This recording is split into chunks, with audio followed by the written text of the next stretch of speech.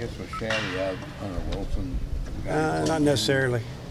Might go Kinley. Might move Gates to third.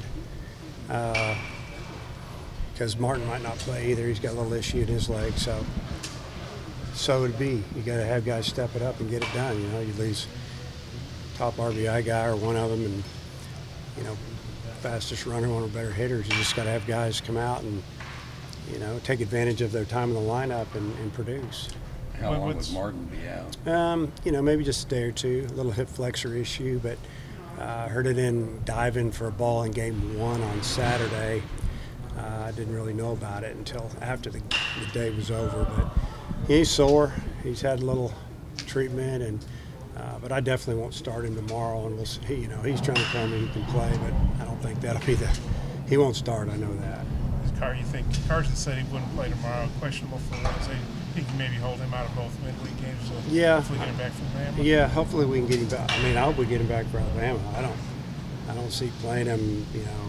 Obviously tomorrow probably or Wednesday, but who's to say? That it's not broken. It's kind of a pain thing now, and it's pretty painful for him. How tough is it? Coming off a tough weekend, you're playing a really good team, and you have 2 of your regulars in your lineup. How tough is that? Well, first off, I'm glad we're playing them. I mean, we have a good team. We had a bad weekend, obviously, and as far as wins and losses, but it's good to play competition like Texas Tech and have a chance to play at home a little bit. It makes it tougher competing against a team that swings the bat like they do. I mean, they're pretty offensive, obviously, and you lose 2 of your top starters for one, maybe both games, and both kids. It makes it more difficult, but it also gives us to show that we have a little bit of depth, and we can move some guys around and give some guys that haven't played as much a chance to get in the lineup and help us out. I'm sorry, you start Kenley at second or third? He could start at second. Not sure yet. Gates will probably start at third. We'll see how it goes.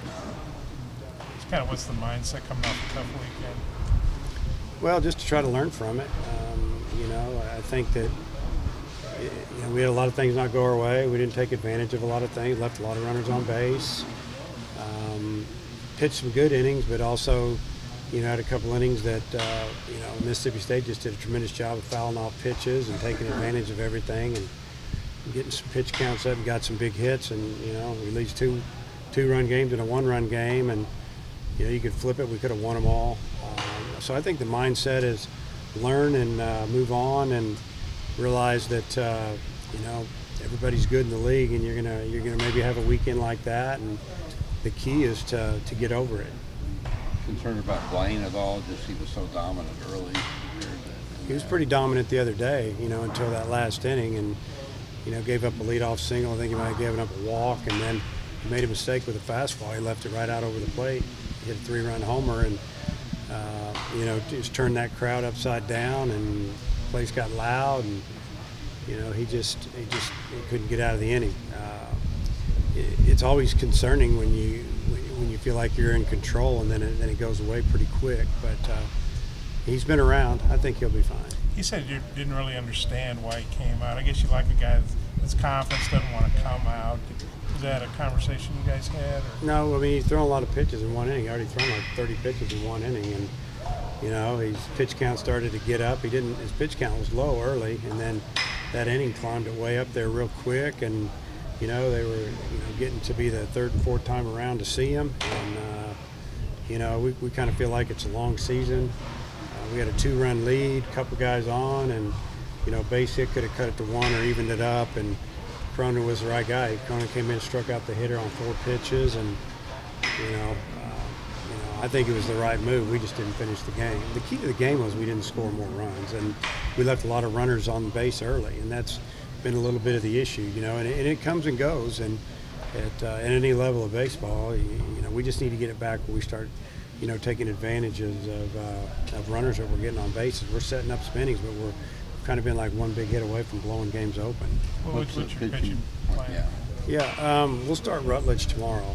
He's a guy that we didn't pitch this past weekend, and usually gets an inning or two. So we'll start him tomorrow and just let it roll, see how it goes. If he does well, leave him in there for a while. If it doesn't go good, obviously, we'll get him out. And I think on Wednesday what we'll do is we'll leave that open and probably be able to announce that tomorrow after the game. Texas Tech's top players. Yeah, I know a lot of them. I mean, a lot of Texas kids, and a lot of kids back from last year. Just a big, strong physical team. Looked like an SEC type team, and a lot of high projections, and they're backing it up. They got 32 wins and played a pretty good schedule. So this will be a good 2-game series. They've got 2 regulars batting .404. Mm-hmm. What do you think? I think their team batting average is .318. I think they've hit about 58 home runs, so right about where you guys are. What do you think about 2 regulars batting .404? That's pretty amazing. It just means that they're probably pushing each other. A lot of competition amongst each other, but as a team, they're hitting, like you said, right around 314, 315, and they've done it against both left and right-handed pitchers. If you look at the matchup, it really didn't matter to them. So, pretty solid offensive team that last year got upset in their regional, and had a chance to host a super at home, and lost, and got a lot of guys back, and playing extremely well.